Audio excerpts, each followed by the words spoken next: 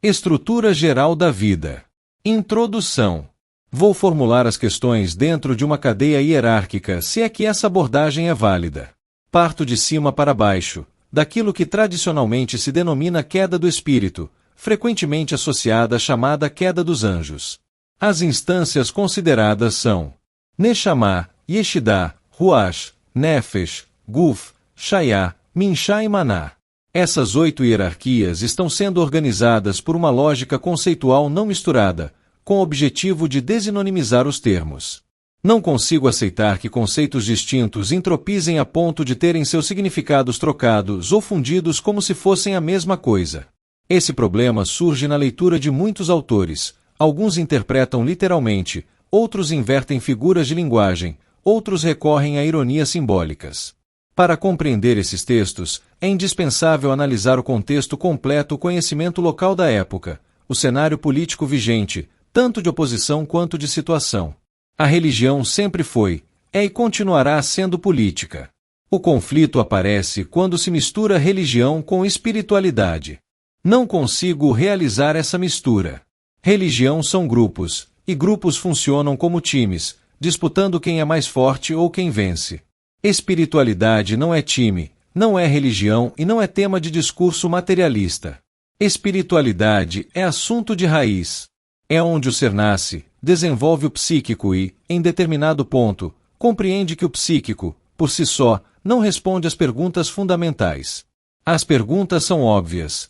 Quem criou tudo isso? Essa indagação atravessa milhões de anos, desde os primeiros seres com mentes pensantes e canalizadoras até os seres atuais, igualmente pensantes e canalizadores.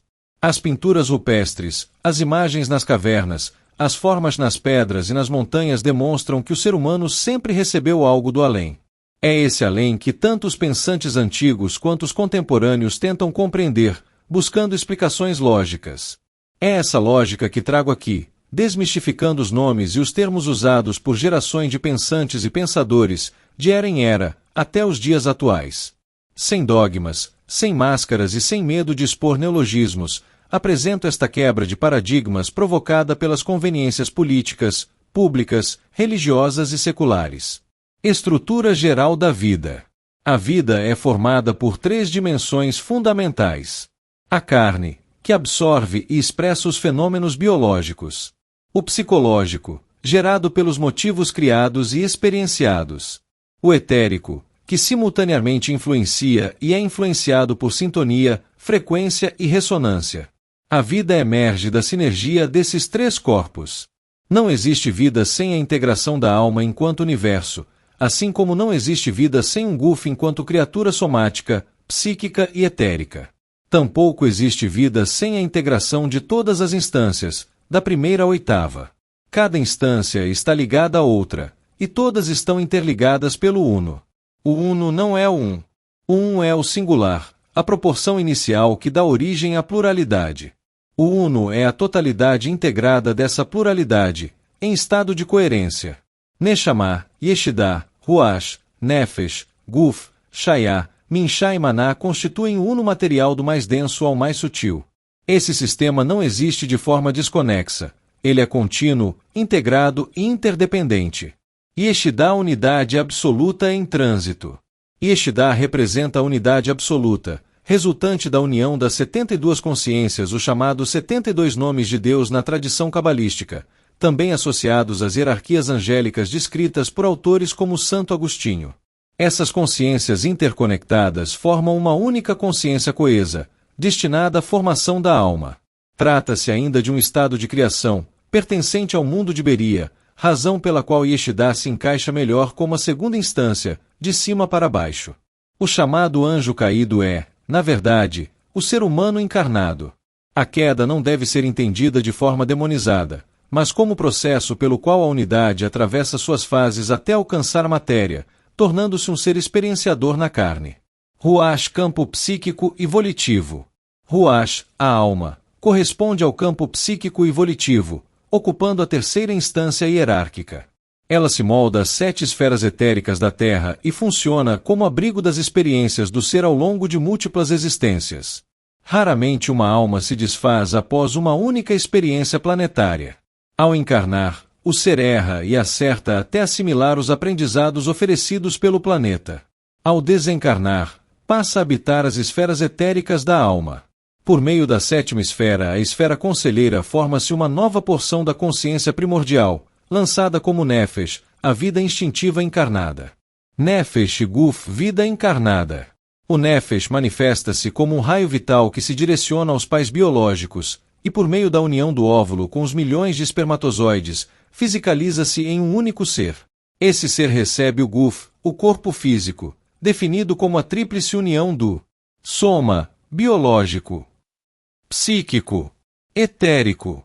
O Guf é responsável pela existência no plano físico e pela construção de uma nova personalidade, cuja missão é resgatar as multipersonalidades que erraram em experiências anteriores e que permanecem na segunda esfera do universo da alma, e serão resgatadas da segunda esfera dos vales abissais, purgação, para a terceira esfera, esfera albergaria.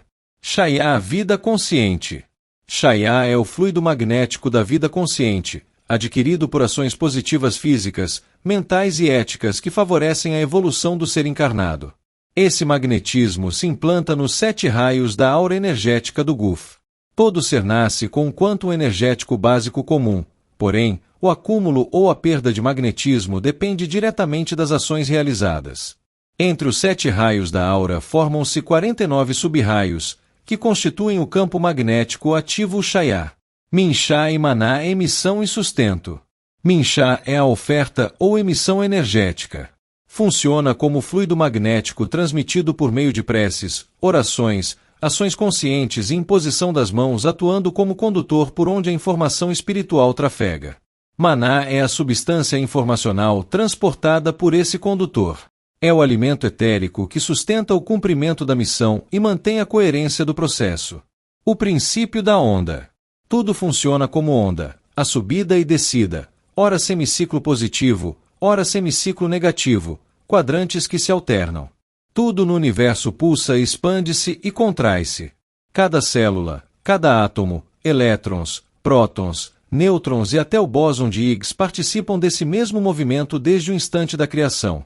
Esse é o pulso emissor, o movimento da onda. Isso é vida.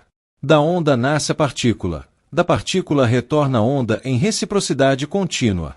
Esse é o fundamento da multiversalidade dos seres, da simbiose perfeita e da cadeia coerente da pluralidade dos multiversos. Do micro ao macro, e do macro ao micro. De Shiva a Kundalini. De Sushumna a Purusha. O máximo e o mínimo das dualidades coexistem como expressão do pulso do universo. O cristal de quartzo, que regula o oscilador de referência dos processadores computacionais e das inteligências artificiais, é a tradução material desse princípio: frequência, estabilidade e coerência oscilatória. Neshama é o uno absoluto em repouso. Yeshidá é o uno absoluto em trânsito. Ruach é o uno começando a se experienciar como pluralidade. Esse é o caminho da descida, da experiência e do retorno consciente à unidade. Agradecimentos. Agradeço a Deus, aos mentores espirituais, a minha esposa que sempre me acompanhou, a meus filhos, a meus familiares, aos amigos e todos que direto ou indiretamente contribuíram para a construção deste trabalho. Trabalho de canalização realizado por Sérgio Teles. Meu muito obrigado a todos.